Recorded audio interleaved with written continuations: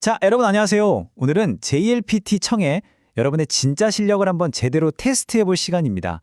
실제 시험에 나올 법한 문제를 가져왔으니까요. 한번 같이 풀어보시죠. 만약에 이 문제가 실제 시험에 딱 나왔다. 과연 나는 정답을 맞힐 수 있을까? 이런 마음으로 한번 도전해 보시는 거예요. 자, 지금부터 집중해서 한번 풀어보세요. 자, 이제부터 시작합니다. 실제 시험처럼 음성은 딱 한 번만 들려드릴 거니까요. 준비 단단히 하세요. 아시죠? 실제 시험장이라고 생각하시고 대화에서 뭐가 핵심인지, 누가 뭘 해야 하는지에만 모든 신경을 집중해 주세요. 먼저 질문입니다. 女の人はこの後何をしますか? 여자の이 다음에니 무엇을 합니까? 자, 그럼 들어보겠습니다. 2番男の人と女の人が話しています。女の人はこの後何をしますか？課長、さっき部長からお電話があって、事故で電車が遅れていて、打ち合わせの時間に間に合いそうにないとおっしゃっていました。そう。じゃあ、打ち合わせの時間を変更し、会議室の予約を確認して、他のメンバーに連絡してください。はい、確認しましたが、会議室はこの時間しか疲れないそうです。じゃあ、予定通り始めることにしよう。部長に連絡を入れておいてください。はい、わかりました。女の人はこの後何をしますか？ 자, 어떠셨어요? 답 고르셨나요? 좀 헷갈렸을 수도 있어요. 괜찮습니다. 지금부터 정답을 확인하고 왜 그게 답인지 차근차근 뜯어볼게요. 두구두구두구 정답은 바로 부장에게 연락한다 했습니다. 자, 맞히신 분 혹시 틀렸다고 해도 전혀 괜찮아요. 왜 이게 정답인지, 그 함정이 어디에 있었는지 지금부터 같이 한번 볼게요. 자, 대화가 어떻게 시작됐죠? 여자가 먼저 보고를 하죠. 부장님이 사고 때문에 회의에 늦으실 것 같아요. 하고요. 이게 바로 모든 이야기의 시작점이에요.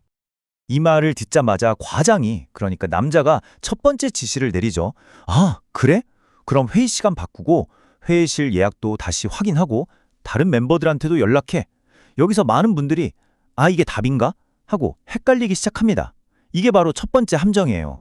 그런데 여기서 반전이 생기죠. 여자가 확인을 해봤더니 어떡하죠? 과장님, 회의실은 이 시간밖에 안 된대요. 하고 보고를 하잖아요. 그러니까 과장의 첫 번째 계획은 네, 불가능해진 거죠. 바로 이 부분, 여기가 이 문제의 핵심입니다. 자, 그럼 이라는 말이 나오죠. 상황이 바뀌었으니까 결정을 다시 내리는 거예요. 아, 그럼 어쩔 수 없네. 예정대로 시작하자. 대신 부장님한테는 연락만 해도. 자, 여자가 이 다음에 바로 해야 할 일, 뭐죠? 그렇죠. 이 마지막 지시입니다. 자, 그림이 보이시나요? 첫 번째 지시가 있었어요. 근데 중간에 회의실 안 돼요라는 변수가 딱 생기니까 계획이 바뀌어서 최종 지시가 내려졌죠. JLPT 청의 문제, 특히 이런 다음에 할 일을 묻는 문제에서는요, 이 최종 지시가 답이 되는 경우가 정말 많습니다. 자, 그리고 이 문제를 풀기 위해서 사실 이 두 단어는 꼭 알고 있어야 했어요. 한번 체크해 볼까요?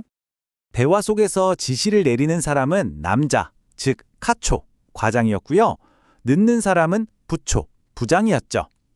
이 관계를 모르면 누가 누구한테 지시하는 건지 헷갈려서 엉뚱한 답을 고를 수가 있어요. 그래서 이런 직책 어휘는 정말 중요합니다. 좋습니다. 그럼 이제 이 문제를 마스터했으니까 앞으로 비슷한 유형의 문제가 나오면 무조건 맞힐 수 있는 만점 공략법을 정리해 드릴게요. 자, 딱 네 가지만 기억하세요. 첫째, 자, 그럼 같은 말이 나오면 아, 상황이 바뀌는구나 하고 집중해야 돼요. 둘째, 거의 99% 마지막에 나온 지시가 정답입니다.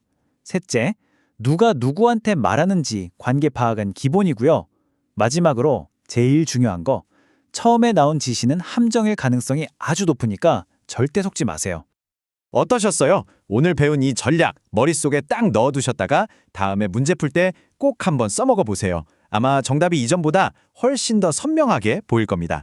그럼 다음 문제도 한번 도전해볼 준비 되셨나요?